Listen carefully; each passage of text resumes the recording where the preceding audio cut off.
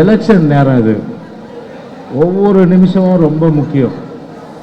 ஒவ்வொருத்தர் பேர் சொல்லி அவர்களே அவர்களே அவர்களே அவர்கள் சொன்னால் அதுவே 1 மணி நேரம் ஆகிடும். அது சரியாக வருமா?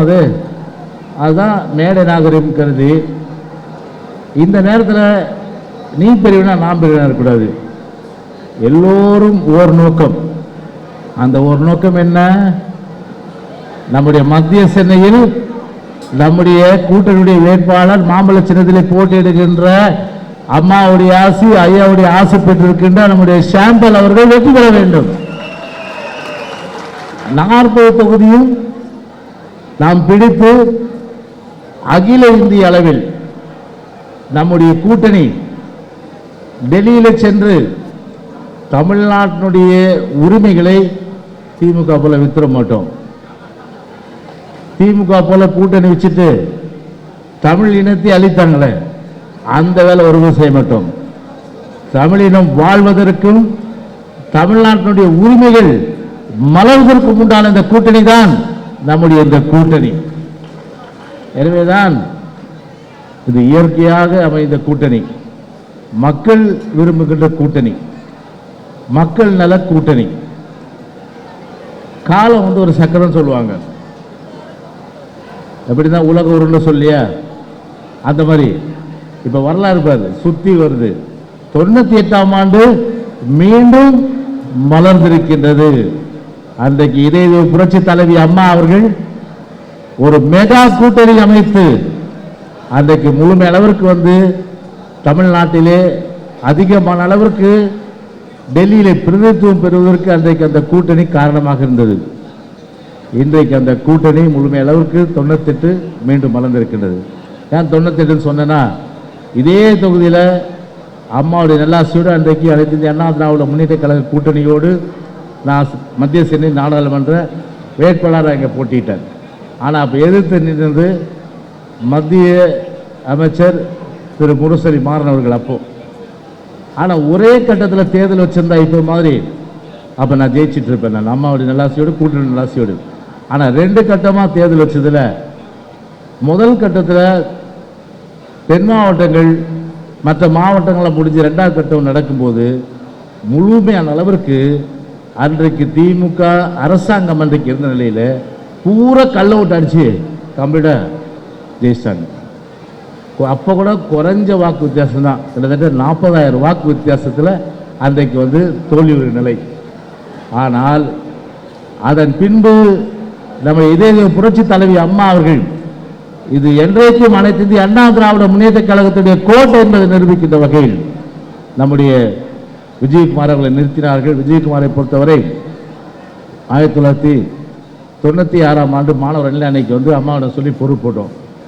அன்றைக்கு அந்த பிள்ளையார் சொல்லி போடப்பட்டு ஒரு திறம்பட அவர் செயலாற்றியதன் விளைவு அம்மா அவர்கள் இந்த தொகுதியில் அடையாளம் காட்டி தனக்கிட்ட அந்த பொறுப்பினை சிறப்பான முறையிலே பணியாற்றி தொகுதியிலே ஒரு நற்பெயர் எடுத்திருக்கிறார்கள். எனவே அந்த ஒரு வகையில் நம்முடைய தொகுதியை பொறுத்தவரை இன்றைக்கு ஒரு நல்ல வேட்பாளர் நம்முடைய அருமை ஐயா தமிழின போராளி டாக்டர் மருத்துவர் ஐயா இன்றைக்கு கொடுத்திருக்கின்றார்கள். எனவே ஷாம்பாலை பற்றி சொல்ல வேண்டும் என்று சொன்னால் டாக்டர் ஐயா பேசிட்டு இருந்தேன். 1981 நான் டிகிரி முடிச்சப்போ அப்போ கெமிஸ்ட்ரி முடிச்சுட்டு சொந்தமாக ஒரு தொழிற்சாலை தொடங்கணும்னு நினைக்கும் போது அப்போது டிஐசியில் லோன் 20 லட்ச ரூபாய்க்கு வாங்கி நான் ஒரு 5 லட்ச ரூபா முதலீடு போட்டு கும்மிடிப்பூரில் ஒரு சிறிய தொழிற்சாலை அமைக்கிறதுக்கு ஏற்பாடு பண்ணேன். அப்போது 15 லட்ச ரூபா அந்த மிஷினரி நான் மேனுஃபேக்சர் பண்ண நினச்சது பேரியம் கார்பனேட் சோடியம் சல்ஃபேட். அந்த மிஷினரிக்கு சப்ளையர் யாருன்னா ஷாம்பாலினுடைய அப்பா தான். அவர் பெரிய இண்டஸ்ட்ரியலிஸ்ட். அவர் முதல்ல நான் வாழ்க்கையில் டிகிரி முடிச்சுட்டு அவங்க அப்பா தான் பார்த்தேன்.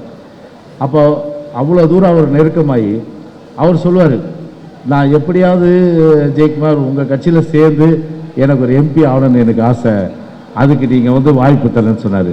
ஆனால் அந்த கனவை இன்றைக்கு நம்முடைய டாக்டர் ஐயா அவர்கள் இன்றைக்கு அவருடைய மகன் ஷாம்பாலுக்கு இன்றைக்கு நினைவாக்கி இன்றைக்கு நிறைவேற்றிருக்கிறார். ஷாம்பால் பொறுத்தவரை சின்ன வயசுலேருந்து எனக்கு 83-84 அவருக்கு எவ்வளோ வயசு இருக்கும் பார்த்துங்க. ரொம்ப சின்ன வயசப்போ அந்த அளவுக்கு யாரையும் கடிஞ்சு பேச மாட்டா போல ரொம்ப ஒரு எளிமையான ஒரு இது கொஞ்சம் சில பேர் வந்து அந்த பணம் பதவினாலே அவங்கள பிடிக்க முடியாது. ஆனால் அவ்வளோ பெரிய அளவுக்கு வசதி இருந்தாலும் கூட அந்த வசதியை காமிச்சிக்காம ஒரு ஏழை பங்காளன் போல நடக்கின்ற அந்த பாங்கினை படைத்த ஒரு நல்ல வேட்பாளர் இன்றைக்கு நம்முடைய அருமை சகோதரருக்கு இன்றைக்கு கிடைத்திருக்கின்றார்கள். எனவே இப்படிப்பட்ட இன்றைக்கு தமிழ்நாட்டு மக்கள் இன்றைக்கு உணர்ந்திருக்கின்றார்கள். நம்முடைய புரட்சி பாரதம் கட்சியை சேர்ந்த நண்பர் அழகாக பேசினார். இன்றைக்கு திமுக காங்கிரஸ் கூட்டணி என்பது ஒரு சுயநல கூட்டணி. ஆனால் நம்முடைய கூட்டணி தான் தமிழ்நாட்டு மக்கள் ஒட்டுமொத்தமாக தமிழர் நலன், மாநில நலன், மாநிலத்துடைய உரிமைகளை பெறுகின்ற நலன், தமிழக மக்களுக்கு செய்கின்ற அனைத்து அந்த எண்ணங்களையும் நிறைவேற்றுகின்ற ஒரே கூட்டணி நம்முடைய கூட்டணி என்பதை அழகாக சொன்னார்கள். எனவே கூடா நட்பு கேடா முடியும் என்று நாங்கள் சொல்ல 2013 இதே திராவிட முன்னேற்ற கழக தலைவர் அன்றைக்கு கருணாநிதி அவர் இன்றைக்கு காங்கிரஸும் அன்றைக்கு திமுக இருந்தது அன்றைக்கு கூட்டணி பற்றி அவர் குறிப்பிட்டார்கள். எனவே அந்த கூடா நட்பும் அது கேடாக தான் தமிழ்நாட்டுக்கு முடியும். நிச்சயமாக ஒருபோதும் அது நன்மை வந்து விளைவிக்கப் போவதில்லை. எனவே தமிழ்நாட்டு மக்கள் பொறுத்தவரை மறந்துவிடவில்லை. கிட்டத்தட்ட 1.5 லட்சம் தமிழர்கள், தொப்புள் கொடி உறவுகள், அவர்கள் எந்த அளவிற்கு அவர்கள் தமிழ் ஈழத்திலே அந்த வந்து தமிழ் இலங்கையிலே அவர்கள் வந்து அந்த முள்வெளி இலங்கையிலே கொல்லப்பட்டார்கள் என்பதெல்லாம் யாரும் மறந்துவிட மாட்டார்கள்.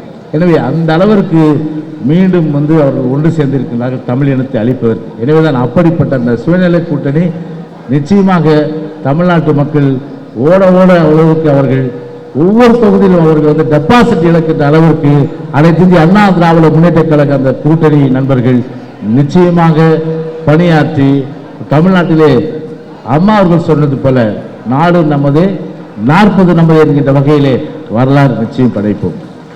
அண்ணா அவர்கள் சொன்னது போல மரத்தில் ஒரு கனி பழுத்து தொங்கிக் கொண்டிருந்தது. அந்த கனி யார் மடியிலே விழும் என்று நான் ஏங்கிக் கொண்டிருந்த போது நல்ல வேளையாக அது என் மடியிலே விழுந்தது என்று சொல்லி அந்த கனி புரட்சி தலைவர் டாக்டர் எம்ஜிஆர் அவர்கள் என்று சொல்லி நம்முடைய பேரஞ்ச அண்ணா அவர்கள் அன்றைக்கு அந்த கனியை பாராட்டினார்கள்.